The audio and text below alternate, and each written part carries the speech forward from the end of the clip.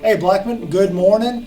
Happy Friday. I know that we all kind of survived the snowmageddon that we got last week, culminating after being shut down for 2 days. So hopefully we all had fun in snow. Hopefully we all did something engaging academically, completed assignments, but most importantly, hopefully we all had fun in snow.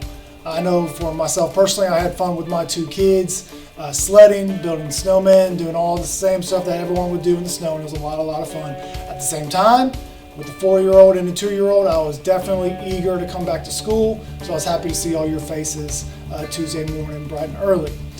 So what you guys just watched is kind of our culmination of Black History Month here at Blackman. I know that we're going to continue with a couple activities and the door decorating contest just because we lost a week last week.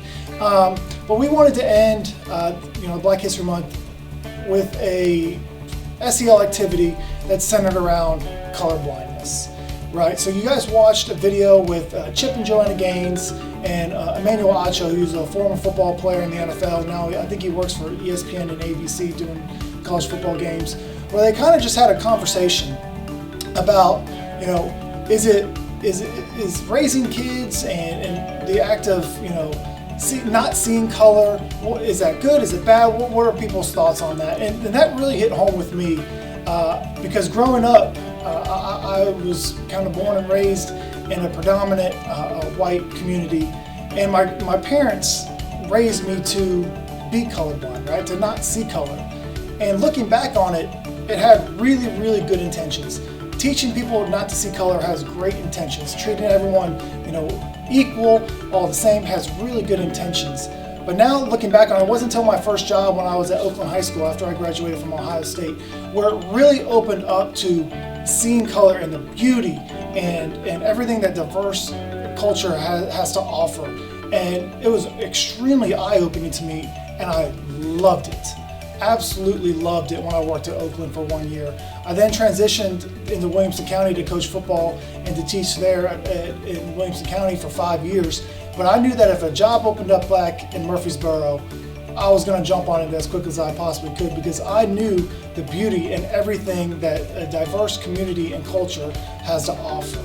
And when Blackman opened up, it was something that I jumped on.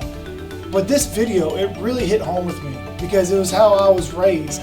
And it kind of tells me how not necessarily to raise my kids, my 2 boys that are 4 and 2, and another one that's on the way. To see color in everybody, to see the diverse cultures that everyone has, and to celebrate that.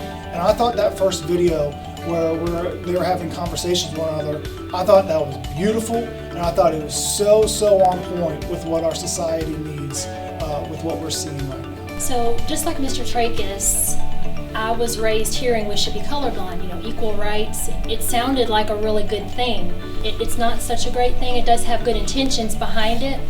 But when we raise our children to be colorblind, we miss out on so much variety, so much culture. And culture is rich, culture is beautiful, and we miss out on that when we do that. Think about the reaction that you watched in the video to the people who were seeing color for the very first time. They'd never seen the different shades of the colors. I mean, that was huge for me to see, because it's a great analogy for people who are around people just like them every day. They're never around any variety, any color. They never have to consider anybody's perspective that's different from theirs. That's not good.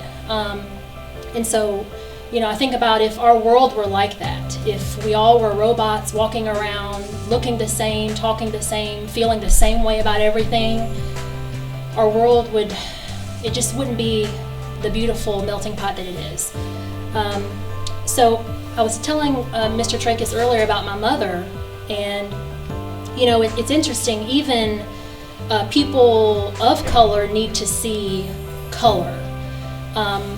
She was a kindergarten teacher, a former kindergarten teacher. She's retired, and she every year would look at her classroom, and she would see, what different colors she had in her classroom, and she would make sure to put up at least one picture on the wall of each child in her room. it was so important for her, for those kids to see themselves, so they felt like they belonged. And that's still important. It's important to older children as well. You know, people of color need to see color as well. Representation is really important.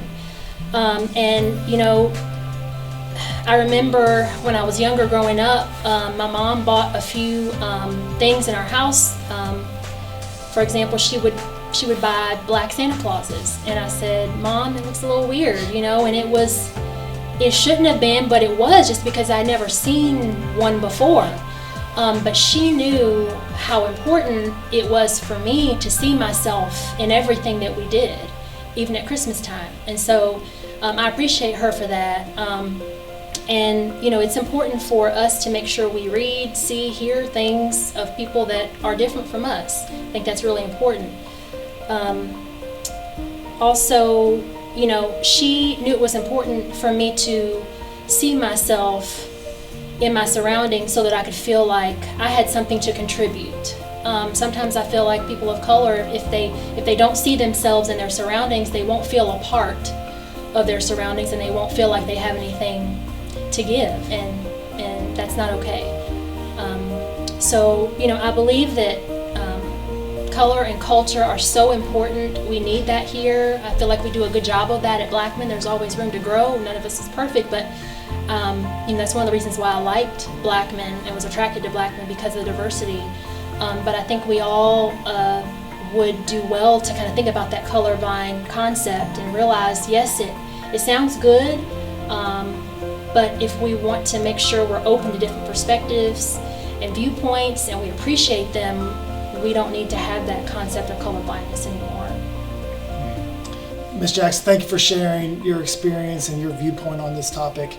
I think she's absolutely right. I think it's what makes Blackman such an awesome place, is because it is a diverse community. We are able to embrace our differences and be respectful and accepting and caring and loving and empathize with one another. It's what separates Blackman from other schools, and it's what makes Blackman just an unbelievably awesome place.